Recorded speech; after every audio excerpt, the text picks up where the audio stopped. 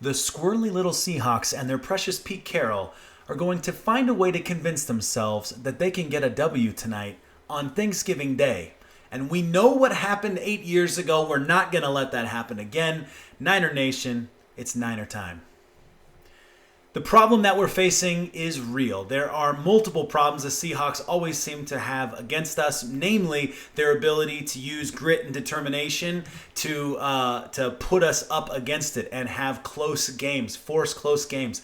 This article here, a fantastic article that discussed that and how the grit and the fact that they always find a way to make it a close game and that both teams have a lot of similarities and have similar playing styles does work against us. However, I'm going to convince you today, I hope that that is not going to be the case. I'm going to tell you today how we're going to overcome and not face the normal problems that we've seen in the past. And the first thing that we have to go after is, of course, to recognize the elephant in the room. We got to remember who we are and who they are. This is the Geno Smith Seahawks. We've beat them now 3 times in a row. This isn't the Russell Wilson Seahawks 17-4 against us, right? That nightmare is over. And the nightmare of having a turkey dinner on our stadium on Thanksgiving Day is going to be over when we do it on their field today. Another article I came across that I thought was really pretty interesting, talking about Brock Purdy and how awesome Brock Purdy is. San Francisco Chronicle getting it right here. Purdy, 23, will enter Thursday's showdown with the Seahawks, who are 6-4 at Lumen Field on a 2-game tear. That's included touchdown passes of 66 and 76 yards and throws traveled 29 and 35 yards in the air, respectively. Talking about the big plays, Purdy has completed 22 of 33 attempts that have traveled 20-plus yards downfield this season. Those deep balls of 684 yards with 7 touchdowns and no interceptions. I was listening to a podcast today. Where's my phone? I was going to pull up the notes on it. I was listening to my podcast today. It was talking about how our defense is number 1 in the league in giving up big plays. Number 1 in the league, meaning we're the best at not giving up big plays. Number 1 in the passing game and number 5 in the run game.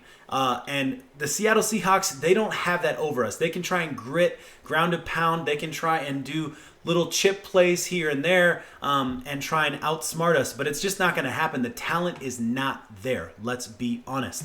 Speaking of Brock Purdy, let me go to, I just realized I was not even showing the article here. Where is the article? There it is. That's the article we're looking at. But let's go ahead and take a look at the stats real quick, because in case you haven't been paying attention to these stats that have been building up throughout the season, look at Purdy's stats right now. I want you to think about who this makes you think of. 2,662 yards. Let's see here. 18 TDs and 5 interceptions, right? I was thinking about a guy. I live in Denver, and the Denver Broncos just played Buffalo Bills the other day, a couple weeks ago.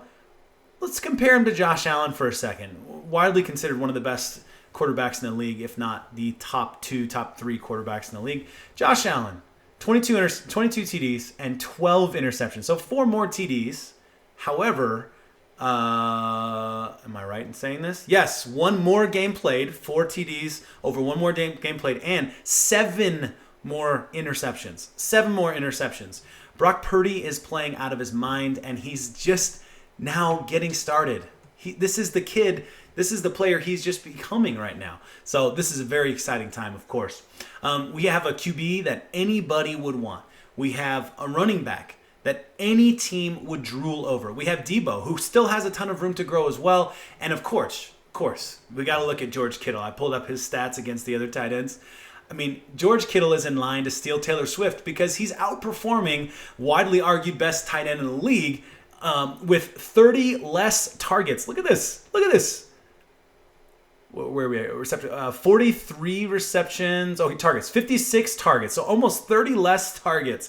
And he has more yards. Same number of TDs. Come on. Are you kidding me right now? 49ers are not the team they once were. This is not going to be the type of game that it has always been or felt like it's going to become in the past. Yes, it might be close, but I have full confidence that the 49ers are going into this game and they are just outclassing on every level the Seattle Seahawks. There's no reason, despite the fact that the Seahawks have mustered 6 wins, there's no reason why the Niners should lose. If they do lose, I've thought this through all the way. Don't freak out, okay? If they do lose, if you look at the playoff picture here, okay? This is the New York Times playoff picture. First of all, notice we're a high percentage of making the playoffs, right? I mean, we really only need to get to 10 wins. If we get to 10 wins, playoffs are a lock because the NFC is just wide open on the wild card for a team with 7 wins right now. So let's say we lose to the Seahawks. Oh, we still have 99% chance of winning. How sad, right? Let's say we win 3 of the next 7 games, which would be pretty bad. But let's just say we lose to the Eagles. We beat them at home. The Seahawks, let's see here. We beat the Cards, although they're having a little resurgence. Ravens are tough. Let's say we lose to the Ravens. Niners, Commanders is a split right now, depending on which Niners are playing. Beat the Rams. That's 4 wins. So let's say we lose to the Commanders. Okay, we still have a 90% chance to be hosting. Guys, playoffs are happening. It's going to happen, and I don't think we're going to lose 3 of these games. I think we have. I think the Eagles game is kind of a 50-50 game. I think the Ravens game and the Commanders games can be tight games, but I think we're beating the Seahawks. There's no doubt in my mind there, and I think we have a good shot to pull away 1 of these 3 games, if not 2 of these 3 games. And there's a possibility that we're going into the playoffs having won all of these games. I'm dead serious about that. It's a good time to be a Niner fan. Niner Nation, it's Niner time. Let's go.